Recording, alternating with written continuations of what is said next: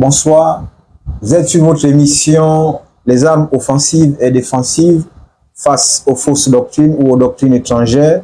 Et aujourd'hui, nous allons nous appuyer sur le salut de l'humanité ou le sauveur de l'humanité.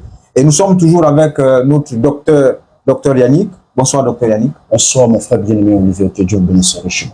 Merci. La thématique du sauveur de l'humanité alimente aujourd'hui beaucoup de débats. Mais aujourd'hui, nous voulons nous appesantir sur un thème ou un sous-thème. Par qui le monde doit être sauvé?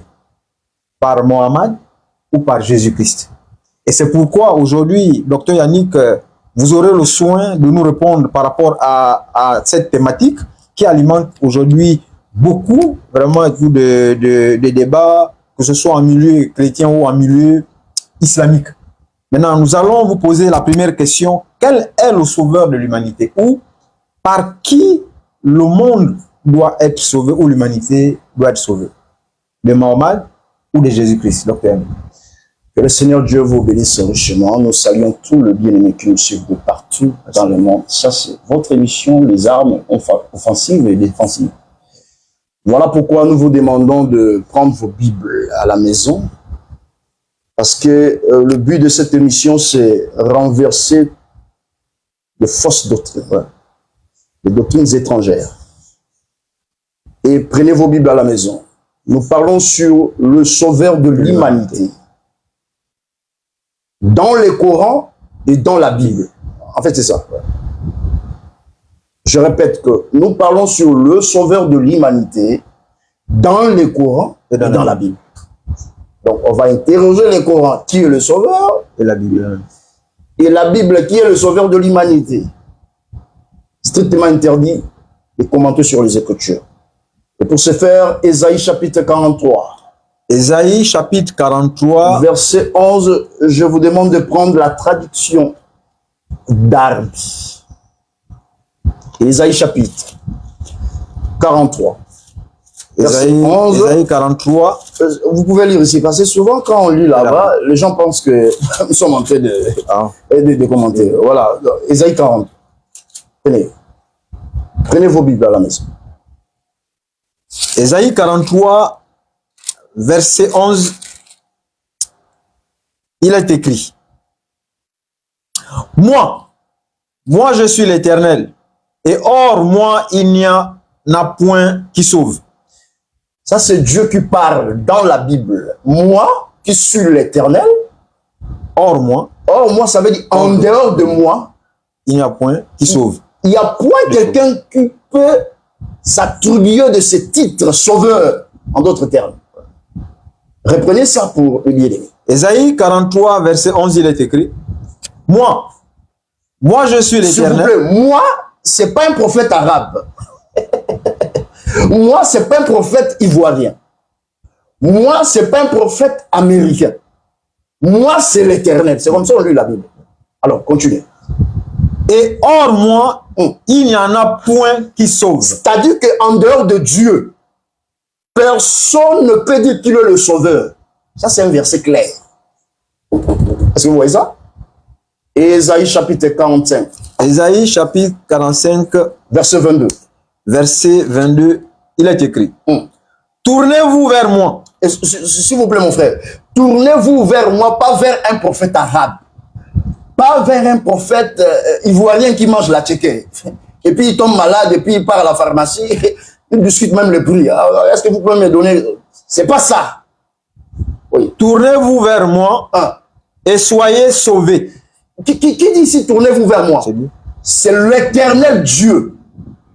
Donc, partant de ces deux passages, nous comprenons clairement que ne peut être sauveur que Dieu. Donc, en dehors de Dieu, aucune personne, aucune créature peut s'attribuer ces titres-là du sauveur. Donc, quand vous me posez la question de qui entre Jésus et Mohammed peut sauver l'humanité, parce que les musulmans disent que c'est Mohammed. Maintenant, dans la Bible, là je suis encore dans la Bible. Dans la Bible, c'est lui qui peut sauver, il n'y a que Dieu. Selon ces deux passages. Ben oui, papa. Selon ces deux passages, clair. Alors, est-ce que dans le Coran, Mohamed était Dieu? Il était considéré comme Dieu? On va interroger lui-même dans le Coran. Allons-y maintenant.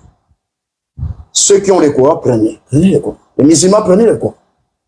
Ça, c'est une émission qui a pour but de renverser, de détruire, de déconstruire toute forme de fausseté dans le monde.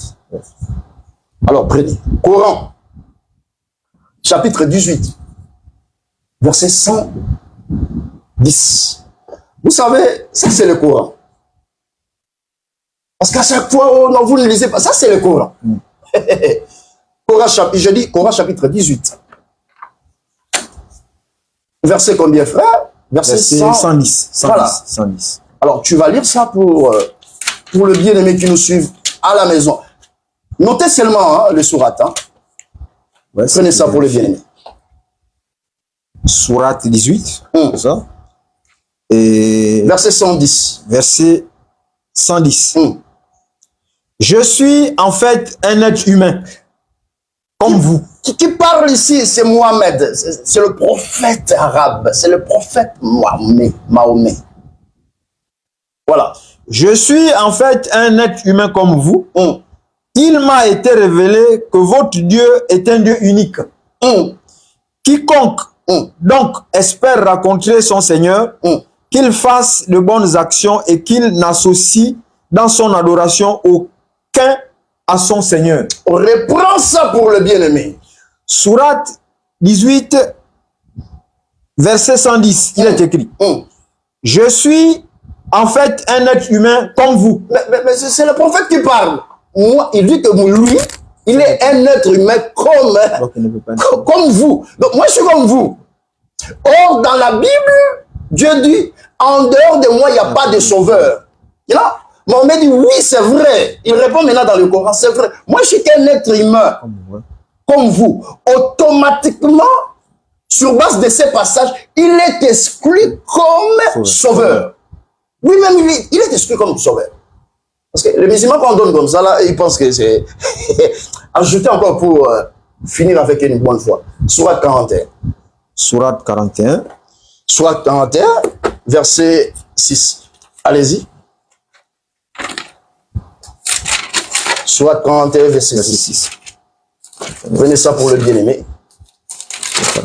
Voilà. Verset 6. Sourate 41, verset 6, il est écrit. Je ne suis qu'un homme comme vous. Il m'a été révélé que votre Dieu est un Dieu unique. Cherchez le droit chemin vers lui et implorez son pardon. Non, mais regarde, lui-même il est en train de parler que je suis qu'un être humain comme vous. C'est-à-dire, moi et vous, nous sommes pareils. Mon message, c'est pas de sauver, c'est vous montrer le droit chemin. Parce que tous les prophètes avant, leur message était comme ça. Rappelez le peuple la loi. Ouais. Mais c'est pas, ils n'étaient pas des sauveurs. Reprenez ça pour le musulman. Sourate 41, verset 6, il est écrit. Je ne suis qu'un homme comme vous. Il m'a été révélé que votre Dieu est un Dieu unique. Maintenant, s'il faut expliquer ces passages en corrélation avec Ésaïe 45, verset 22, égal à Ésaïe 43, verset 11, Dieu là-bas dans Ésaïe 43, il dit, verset 11, en dehors de moi, il n'y a point d'autre sauveur. Maintenant, quand le prophète arabe Mohamed dit que je suis un être humain comme vous, il répond directement que je ne suis pas un sauveur. Donc, automatiquement, Mohamed est exclu. Comme tous les prophètes. Parce qu'après cette émission, on va prendre tous les prophètes qui ont existé dans le passé et dans le présent, qui se disent qu'ils sont des sauveurs. On va les faire rentrer ici. Donc, le but de cette émission, c'est quoi? Faire rentrer tous ces prophètes et puis les faire sortir à la porte des Écritures. Donc, écoutez, cette émission, nous sommes rentrés dans une zone de turbulence. Il faut serrer vos ceintures. Je vous dis, serrez vos ceintures.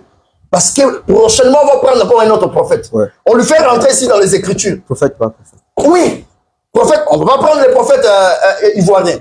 On lui fait rentrer ici, là. Prophète américain. Prophète américain fait rentrer. Dès qu'on trouve que sa place n'est pas là, on lui chasse en dehors des Écritures, à la porte. C'est ça le but de cette émission. Donc, automatiquement, frère, par rapport à votre réponse, Pour sauver l'homme, il faut être Dieu. Parce qu'un homme ne peut pas sauver un homme comme lui. Parce qu'un homme ne peut pas sauver son prochain. Alors, Psaume 49. Psaume 49. Oh Seigneur.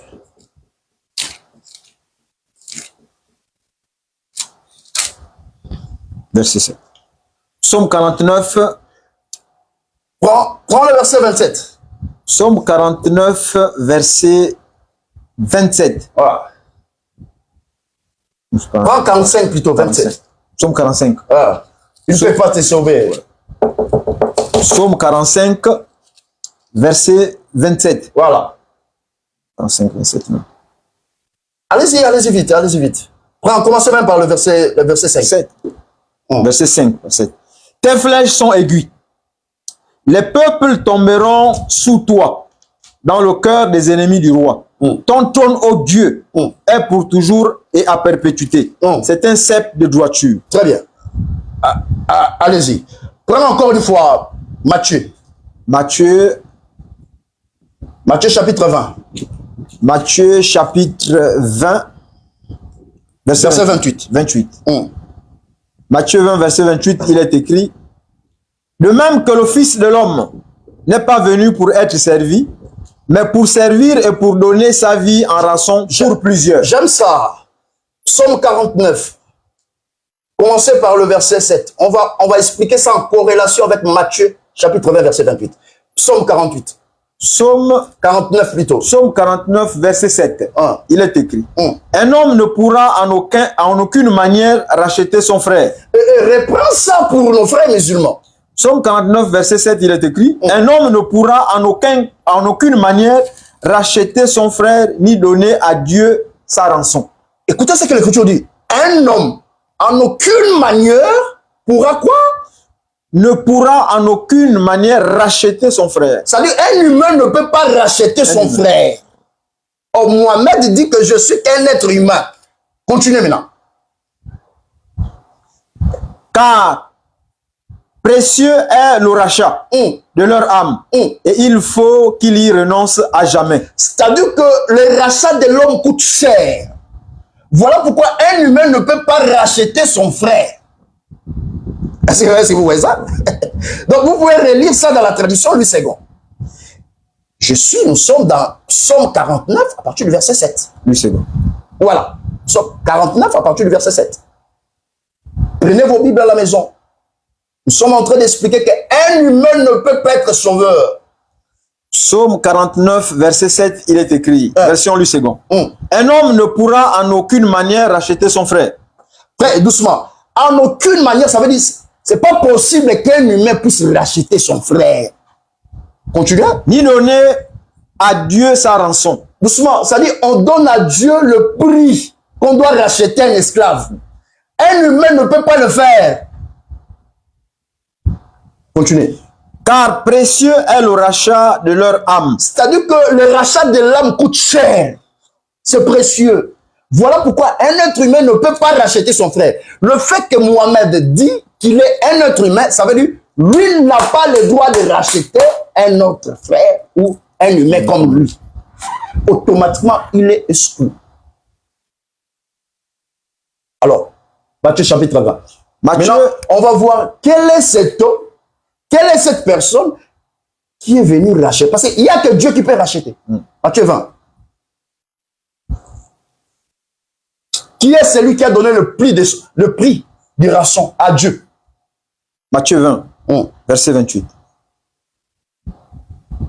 De même que le Fils de l'homme n'est pas venu pour être servi. Écoutez, nos frères musulmans disent quoi? Non, Jésus est venu pour rappeler la loi. On vous dit que c'est pas ça, mais vous vous enquêtez, c'est pas comme ça. Hein? Laissez ça, on va vous expliquer. Mais pour servir, il explique maintenant sa mission. Mais pour servir et pour donner sa vie en rançon. Mais qu'est-ce que Psaume dit? Un humain ne peut pas donner?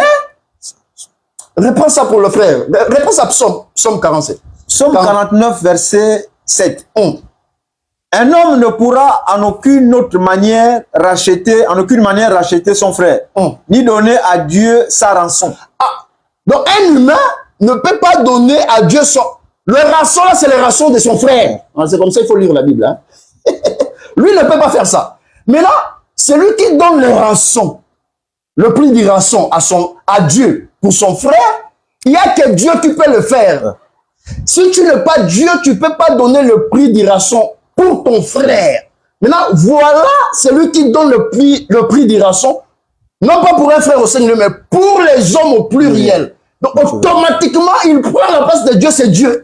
Reprenons maintenant Matthieu. Matthieu 20, verset 28, il est écrit: de même que le Fils de l'homme n'est pas venu pour être servi, mais pour servir. Écoutez, Jésus explique sa mission, nos frères musulmans. Voilà sa mission.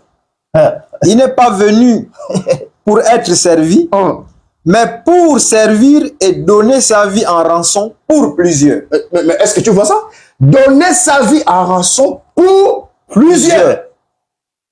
Donc, il n'y a que Dieu qui peut le faire. Preuve, Jésus est Dieu même par ici. Ouais. Et Thomas, quand il a vu Jésus, il a dit, mon Seigneur, mon Dieu. Donc, c'est pour expliquer que c'est toi qui es mort pour moi. C'est ce que Thomas voulait dire. Tu viens de donner ta vie pour moi. Mon Seigneur et mon Dieu. Parce qu'il n'y a que Dieu qui peut donner le prix de rançon pour l'homme. Donc, automatiquement, Mohamed ici, il est exclu, il est écarté.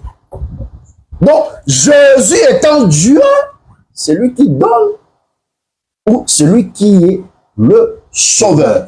Alors, pour affirmer ça, Jean chapitre 3, verset 17. Jean chapitre 3, verset 17. Prenez vos Bibles. Jean chapitre 3, verset 17, il est écrit: car Dieu n'a pas envoyé son Fils dans le monde, afin qu'il jugeât le monde, mais afin que le monde fût sauvé par lui. Est-ce que vous entendez ça? Maintenant, quand nos frères musulmans lisent comme ça, là, ils jouent à un jeu. Le monde, là, c'est la maison d'Israël. Ouais. Oh, regarde, Jean chapitre 1. Jean chapitre 1. On va vous bloquer ici, là. Jean chapitre 1. Je ne sais pas si ils vont s'en sortir. Hein. Le monde, là, c'est pas la maison d'Israël. C'est ça qu'on va démontrer ça. Jean chapitre 1. Je l'ai toujours dit. Le mot dans les Écritures, frère, c'est défini selon les contextes. Ouais. Il ne faut pas ramasser monde, Israël, Israël. C'est pas ça. Quand l'Écriture dit que le monde a haï Jésus, ça, c'est un monde, un autre monde. Ça, c'est la race incrédule que Jésus a appelée. Ah, il faut prêter attention. Mais quand Dieu envoie, Jean 3, 17, il envoie son Fils. C'est-à-dire, Dieu s'est fait chair. C'est pour sauver le monde. Le monde, là, ce n'est pas la maison d'Israël. Je vais démontrer ça. Jean chapitre 1. Jean chapitre 1. Prends le verset 29. Verset 29. Il est écrit: le lendemain, il voit Jésus venant à lui. Et il dit: voilà l'agneau de Dieu qui ôte le péché du monde. Ah! Voilà l'agneau qui ôte le péché du monde. Mais Jésus a déjà parlé de cela. Afin que vous sachiez que le Fils de l'homme a le pouvoir sur la terre, sur toute la terre de pardonner le péché. Donc, le monde là, où l'agneau pardonne le péché, c'est sur toute la terre. Est-ce que vous entendez bien ces choses? Jean toujours. Ils ne vont pas s'en sortir ici, là. Ils ne vont pas s'en sortir. Jean chapitre 1. Ouais. Prends directement le verset 14. Jean 1, verset 14. Et la parole devint chair et habita au milieu de nous, et nous vîmes sa gloire, une gloire comme d'un Fils unique de la part du Père, plein de grâce et de vérité. On continue. Jean rend témoignage de lui et a crié disant: celui-ci duquel je disais, celui qui vient après moi, prends le verset 9. Verset 9 de Jean 1. Il est écrit: la vraie lumière était celle qui, venant dans le monde, éclaire tout homme. Il était dans le monde et le monde fut fait par lui. Le monde fut fait par lui, ça veut dire le monde fut créé par lui.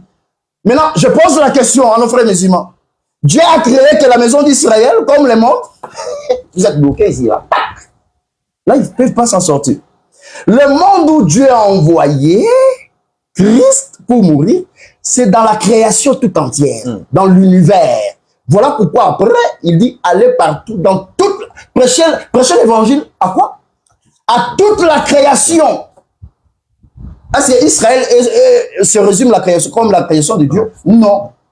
Donc, le monde dont Jean 3, 16, 17 parle ici, c'est le monde que Dieu a créé. Il est venu sauver les habitants de la terre. Claire, je ne sais pas si tu as une question par rapport à... Parce qu'ils prennent un passage d'Ézéchiel 18, verset 4, qui dit « L'âme du Père et l'âme du Fils appartiennent à Dieu. Et l'âme qui pêche, c'est elle qui mourra. » Mais comment comprendre que quelqu'un va venir sauver toute une humanité et va s'offrir en sacrifice pour plusieurs? Alors que ce passage d'Ézéchiel 18, il dit que l'âme qui pêche, c'est l'âme qui mourra. Donc, c'est celui qui a péché qui meurt. Mais comment votre sauveur, Jésus, va être sauveur en se sacrifiant pour plusieurs? C'est-à-dire que son seul sacrifice ne pouvait pas sauver, couvrir le péché de l'humanité, de toute l'humanité. Parce que, comme dit l'Écriture, l'âme qui pêche, c'est l'âme qui mourra. Alors, nous allons les détruire dans leur propre livre, le Coran. Ouais. C'est comme ça. C'est comme ça qu'on va aller avec eux. Sourate chapitre 5. Verset 32. Sourate chapitre 5, verset 32. Lisez ça pour le bien-aimé. Sourate 5, verset 32, il est écrit. C'est pourquoi nous avons prescrit pour les fils d'Israël que quiconque tuerait une personne. Écoutez très bien ce que Dieu dit. Nous avons prescrit pour le peuple d'Israël. Quoi? Que quiconque tuerait une personne non coupable d'un meurtre. Ça dit quand on tue une personne non coupable, voilà, vas-y. D'un meurtre ou d'une corruption sur la terre, c'est comme s'il avait tué tous les hommes. Ça dit si tu tues une seule personne, selon le Coran, c'est comme si tu as tué plusieurs personnes. Maintenant, il vient dans la Bible pour faire quoi? Pour dire que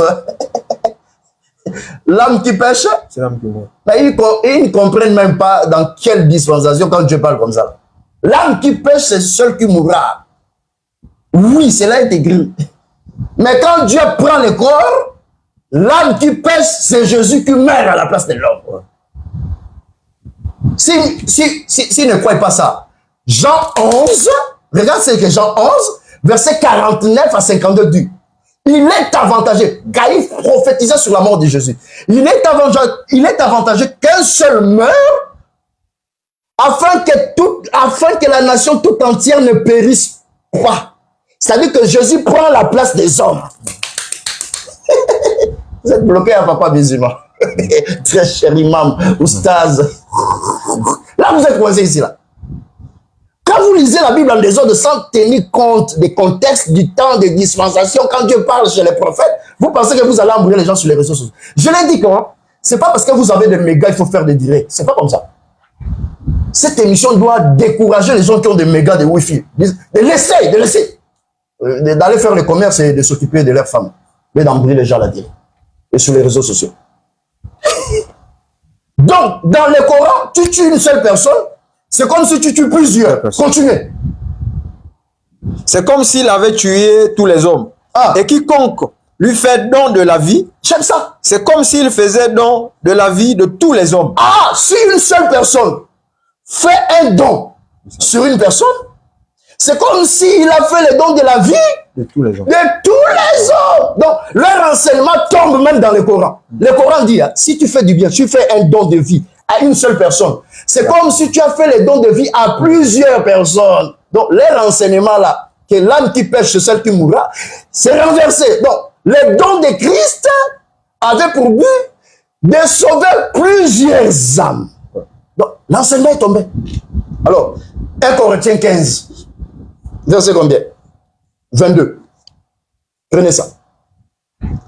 Vous lisez vous pensez que la Bible c'est la blague. Le seul livre au monde, quand tu lis, tu te perds, c'est la Bible.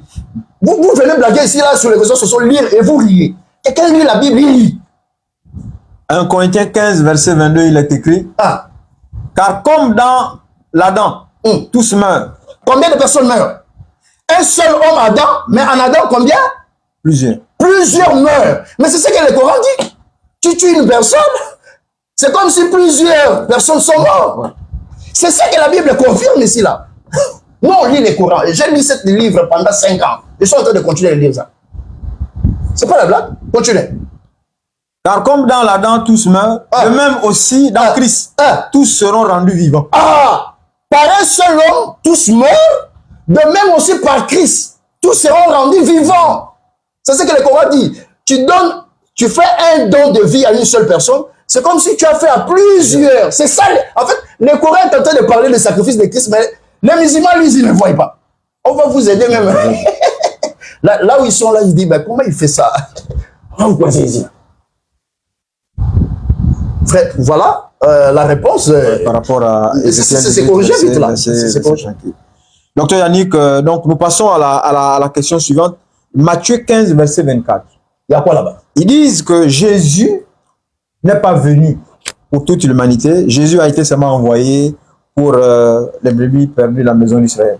Selon le passage de Matthieu 15, verset 24. Pourquoi? Parce que Jésus a dit quoi là-bas? On va rapidement... Ouais, vas-y, cherchez ça. Matthieu chapitre 1. Matthieu 15, verset 24. Ok. Il est écrit. Mais lui, répondant, dit, je ne suis envoyé qu'aux brebis perdues de la maison d'Israël. Et elle vint et lui rendit hommage, disant, Seigneur, assieds-toi. Et lui répondit, en lui répondant, il ne convient pas de prendre le pain des enfants et de le jeter aux chiens. Et elle dit, oui Seigneur, car de même les chiens mangent les miettes qui tombent de la table de leur maître. Très bien. Donc ils disent en principe que ici, Jésus est venu, c'est pas pour toute la création, toute l'humanité, c'est pour seulement la maison d'Israël. Et qu'est-ce que vous leur répondez? Alors, écoutez, très chers frères musulmans, il faut noter ça pour toute la vie.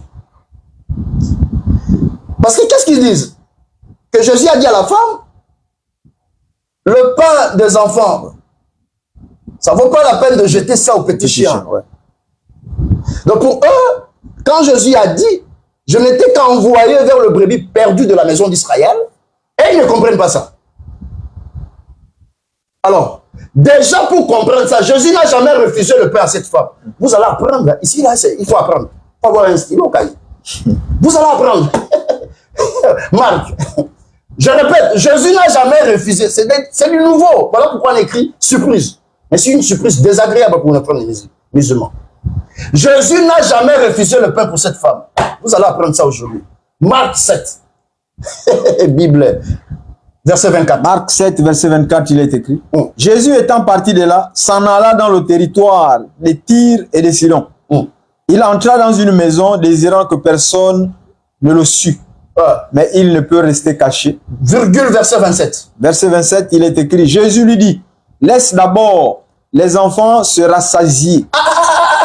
Qu'est-ce que Jésus dit à la femme? Laisse les enfants se rassasier. Non, frère, là vous parlez comme les musulmans. Qu'est-ce que Jésus a dit? Laisse d'abord les enfants se rassasier. Quand Jésus dit à la femme, laisse d'abord les enfants se rassasier, ça veut dire, laisse d'abord. Pourquoi il dit laisse d'abord? Laisser d'abord, ça veut dire que je ne vais pas te donner. Laisser d'abord, ça veut dire laisser d'abord premièrement que les enfants mangent. Quand on dit premièrement, ça veut dire qu'il y a une suite. Ensuite, moi je vais te donner les pas. C'est comme ça on lit la Bible. Réponds ça, laisse d'abord là. Laisse d'abord les enfants se rassasier, car il n'est pas bien de prendre le pain des enfants et de le jeter aux petits chiens. Écoutez, quand Jésus a dit à la femme, laisse d'abord que les enfants se rassasient, il savait qu'après avoir donné le pain aux enfants, toi aussi tu dois manger ce qui tombe à table. Voilà pourquoi, en fait, la femme a eu la réponse au travers de la parole de Jésus. Parce que Jésus a ouvert une brèche. Comme il m'a dit, laisse d'abord. Ça veut dire que, voilà pourquoi la femme dit, même ce qui tombe, parce que Jésus lui a dit, laisse d'abord. Est-ce que vous, musulmans, est-ce que vous avez déjà vu ça? Non. Ça sont des nouveautés pour vous. Laisse d'abord, ça veut dire, laisse premièrement. Quand on dit laisse premièrement, ça dit que il y a une catégorie de gens qui doivent bénéficier d'abord et d'autres après. Et d'autres après. Donc Jésus n'a jamais refusé le pain pour cette femme. Alors, ça c'est d'abord une écriture claire. Maintenant, quand Jésus dit, je n'étais qu'envoyé aux brebis perdues de la maison d'Israël. Quand vous lisez Marc 7, quand cette femme est venue voir Jésus, sa fille n'était pas là sur place. Sa fille s'est trouvée à la maison. Donc, le problème de la femme, c'était amener Jésus à la maison. Voilà pourquoi sa réponse était prophétique. Il a dit que je n'étais qu'envoyé aux brebis perdues de la maison d'Israël. Parce que le problème de la femme, c'était amener Jésus chez lui. Or, cette femme, c'est une femme païenne. Donc, qu'est-ce que ça veut dire? Je n'étais qu'envoyé vers le brebis perdu de la maison d'Israël. Ça veut dire ceci. Physiquement comme ça, Jésus, sa marche devait s'arrêter en Israël. Il dit à Hérode, je chasse les démons aujourd'hui. Demain, et le troisième jour, je vais achever. Or, cette femme appela Jésus pour chasser les démons. Jésus expliquait que sa mission de chasser les démons devait s'arrêter qu'en Israël. Physiquement comme ça. Pas spirituellement. Est-ce que vous comprenez ça? Parce que le problème de cette femme, c'est que Jésus devait venir chez lui pour guérir la femme. Donc, Christ est dans la chair. Il devait s'arrêter qu'en Israël. C'est ça le langage. Je n'étais qu'envoyé vers le brebis perdu de la maison d'Israël. Physiquement, sa marche s'est arrêtée là. Mais sa parole, sa mission doit s'étendre partout dans le monde. On nous fait signe qu'il y a plus de minutes, mais papa, il faut nous ajouter parce que on doit renverser. Nous sommes là pour renverser des trucs. Ajoutez-nous les minutes, sinon les gens vont réclamer là-bas. Ouais, docteur Yannick, peut-être terminer avec les deux questions rapidement, vu le temps qui nous est imparti. Et la question qui suit, de quelle postérité d'Abraham l'humanité devait être bénie entre Ismaël et Isaac? Parce que les musulmans disent que c'est par Isaac. Est-ce que c'est ce que la Bible aussi dit? Parce que c'est Bible Coran. Très bien. Vous avez compris que pour les païens, Jésus n'a pas besoin de se déplacer physiquement.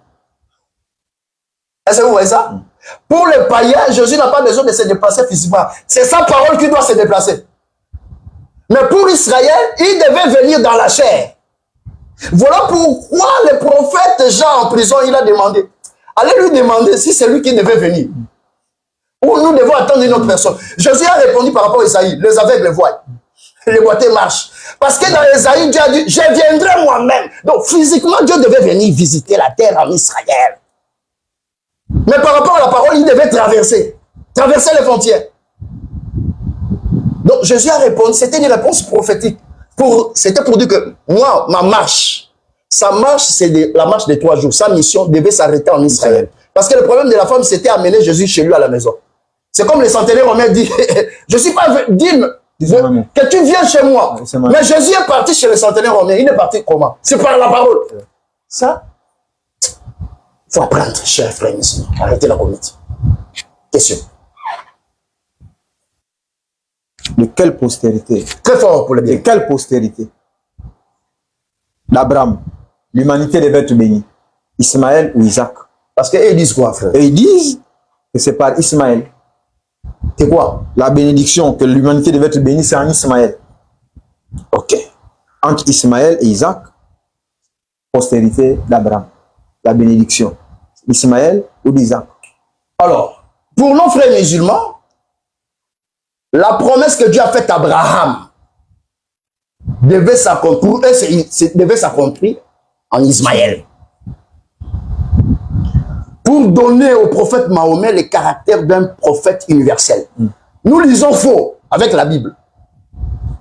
Hébreu 11, verset 18. Hébreu 11, verset 18. Hébreu 11, verset 18, il est écrit. Et qu'il avait été dit. Voilà. En Isaac sera nommé pour toi une postérité. Non. Réponds, tu as mal lu. En Ismaël? Non. Réponds ça. Et à qui il avait été dit, en Isaac sera nommé pour toi une postérité. Non. Sera nommé pour toi. Toi là, c'est Abraham. Sera nommé pour toi une postérité. En qui? En Isaac. Pas Ismaël. Continuez. Il pensait que Dieu est puissant. Même pour ressusciter les morts. Aussi le recouvra-t-il par une sorte de résurrection. Tu peux t'arrêter là, frère. Donc c'est en Isaac sera nommé pour toi une postérité. Donc la postérité doit sortir en Isaac, pas Ismaël. Ça c'est un verset. Si vous combattez Hébreu 11, combattez aussi l'écriture qui est écrite dans Hébreu là. Il a fait quoi? Il a fait des supplications à Dieu pour lui sauver de la mort. C'est toujours Hébreu. Et ils sont comme ça. Quand on les attaque là-bas, il faut dire que c'est falsifié. Le seul argument qui reste pour les musulmans, dire que la Bible est falsifiée. Quand ils sont coincés, ils sont obligés de dire que la Bible est falsifiée. Parce qu'en dehors de ça, ils n'ont pas d'argument. Alors, pour démontrer que Jésus, celui, le sauveur de l'humanité, en lui, toutes les tribus de la terre devaient être bénies. Alors, écriture claire. Ici, c'est un Israélite qui parle. C'est pas un Congolais. C'est pas un Ivoirien. Pas non plus un Gabonais. Non, c'est pas non plus un Gabonais. Il mange les niemoué et puis il veut embrouiller les gens. C'est pas lui.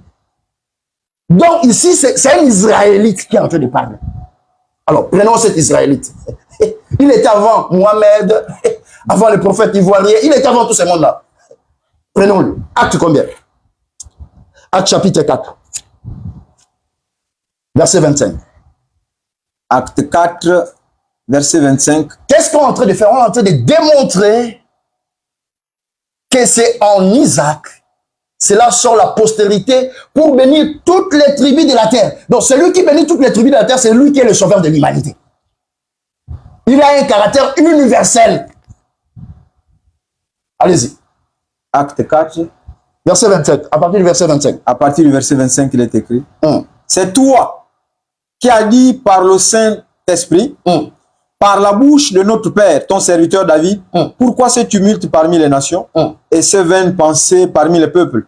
Les rois de la terre se sont soulevés et les princes se sont ligués contre le Seigneur et contre ton oint. Vas-y dans Acte chapitre 3. Acte chapitre 3. Verset 25. Acte 3, verset 25. Acte 3, verset 25, il est écrit, vous êtes les fils des prophètes et de l'alliance que Dieu a traitée avec nos pères, en disant à Abraham, toutes les familles de la terre seront bénies en ta postérité. Continue. C'est à vous premièrement que Dieu. Tu vois comment Paul dit? C'est à vous premièrement. C'est ce que Jésus a dit à la femme.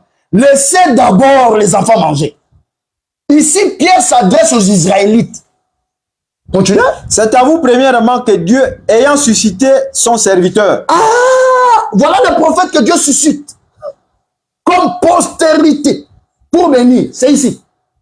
Voilà. L'a envoyé pour bénir. Tu vois le prophète universel? Continue. En détournant chacun de vous de ses iniquités. Donc la bénédiction, c'est détourner l'homme du mal. Donc, Pierre, qui est un Israélite, n'est pas un Arabe. Un Arabe ne peut pas comprendre la prophétie de la Bible plus que Pierre. C'est faux et archi faux. Quand tu vas comprendre la Bible plus que Pierre, ça va commencer comment? Quelqu'un que Josué a remis la clé. Quand il a remis la clé de voiture, il n'était pas encore né. Et toi, tu vas venir aujourd'hui pour dire que Pierre, c'est un blagueur. Les gens font des comédies. Ça, c'est une personne que Josué a remis la clé du royaume. Et puis il a dit, quand la voix parlait du haut dessus, moi j'étais là à tes côtés. Toi, tu étais où? Il dit que la promesse que Dieu a faite à Abraham, ça s'est accompli en Christ. Parce que Dieu a suscité au milieu de vous un prophète pour vous bénir premièrement. Quand il dit premièrement, ça dit ensuite, les nations doivent être bénies. Donc, clair, Jésus, c'est lui le prophète, c'est lui le sauveur de l'humanité. Parce que la promesse faite à Abraham, à sa postérité, s'est accomplie à lui. Alors, une arme non conventionnelle pour qu'on s'arrête là. Parce qu'on nous fait ci. Galates. Bible 3,16. Galates 3, verset 16. Voilà. Galates 3, verset 16, il est écrit. Ici, qu'est-ce qu'on fait? C'est pour écarter Ismaël. On le met de côté. De côté. Il n'a pas la place ici. Or, les promesses ont été faites à Abraham. Il répond. Ça, c'est Paul. Un Israélite encore. De la tribu de Benjamin. Toi tu es de quelle tribu? tu veux discuter avec Paul. En fait, frère, moi, je ne comprends pas. Quelqu'un qui est congolais, il est né d'une tribu, je ne sais pas. Il vient discuter avec quelqu'un qui est né de la tribu de Benjamin, de la tribu de Gad. Tu comprends quoi plus que lui? Arrêtez un peu la comédie très chère. Or, les promesses ont été faites à Abraham et à sa postérité. Il n'est pas dit aux postérités. Paul déjà savait qu'il y aurait un débat. C'est soit Ishmaël, soit Isaac. C'est pas plusieurs. Paul bloque ici, il vous bloque. Pas aux postérités au pluriel. Comme s'il s'agissait de plusieurs. Très bien. Mais en tant qu'il s'agit d'une seule et à ta postérité, c'est-à-dire à Christ. Clair. Donc, la postérité, là, c'est Christ. C'est pour prouver que c'est Jésus qui est le prophète universel, le sauveur du monde. Parce que par son message, il bénit toutes les tribus de la terre. Donc, clair, le prophète Mohammed, il est prophète dans les Corans, mais il n'est pas prophète ni dans la Bible, ni pour le monde entier. Donc, le sauveur de l'humanité doit être Dieu. Et Thomas, quand il a vu Jésus, il a dit, mon Seigneur et mon Dieu. Donc, cela prouve à suffisance que Jésus, c'est lui le sauveur de l'humanité. Oui. Voilà un peu par la petite grâce. Peut-être terminer rapidement en démontrant que ce sauveur qui est Jésus-Christ, son message est aussi un message universel. Alors, qui ne s'est pas seulement arrêté en Israël, mais qui va au-delà des frontières. Pour terminer, docteur Yannick. Très bien. Prenez alors Marc chapitre 14, verset 9. Lui, c'est avec la tradition Martin. Marc chapitre 14. Qu'est-ce que nous faisons? Nous démontrons que le message de Jésus est universel. Parce que le musulman dit que son message c'est restreint, c'est pour le peuple d'Israël. Marc 14, traduction Martin. Martin, verset 9. Marc 14, verset 9, il est écrit, en vérité, je vous dis qu'en quelques lieux du monde, en quelques lieux du monde, il quitte la maison d'Israël, que cet évangile sera prêché. Donc, l'évangile de Christ sera prêché en quelques lieux du monde. Surprise désagréable. Ceci aussi qu'elle a fait sera récité en mémoire d'elle. Tu peux t'arrêter là. Donc, l'évangile de Christ doit être prêché en quelques lieux, partout dans le monde. Là, il quitte la maison d'Israël. Tu ne vas pas venir ici avec les raisonnements. Quelques lieux là, quelques lieux, c'est toujours Israël. Ça, c'est quel français comme ça tu parles? En quelques lieux, partout dans le monde. Le monde là, c'est la création. Ouais. En moment, ces gens-là, une bonne fois, puis on les enterre et puis on passe à autre chose. Voilà. Matthieu 24. Matthieu 24. Verset 14. Matthieu 24, verset 14, il est écrit. Et cet évangile du royaume sera prêché dans toute la terre. Dans toute la terre habitable. Dans toute la terre habitable. Ça veut dire que Israël, il n'y a qu'Israël qui est la terre habitable ici dans le monde. Non. Le Gabon n'est pas une terre habitable. Si. Mais si vous lisez qu'Israël, il n'y a qu'Israël qui est la terre habitable. Bon, nous sommes où maintenant? Enfin, nous, on habite où? Planète Mars. Quoi. Vous êtes Oustaz, Imam, vous êtes coincé. Enfin, on peut s'arrêter là. Non, non, arrêtez. Parce que là, pour servir de témoignage à toutes les nations. Mais frère, et alors viendra la fin. Ils sont déjà enterrés avec ça. Si tu finis encore, tu vas les acheter. Voilà. Que Dieu vous bénisse. Merci, docteur Yannick. Et merci aussi à vous tous qui nous avez suivis. Nous croyons que vous avez été bien servis par ces armes offensives et défensives en vue de renverser ces faussetés. Que Dieu vous bénisse et à nous revoir dimanche prochain à la même heure. Que Dieu vous bénisse.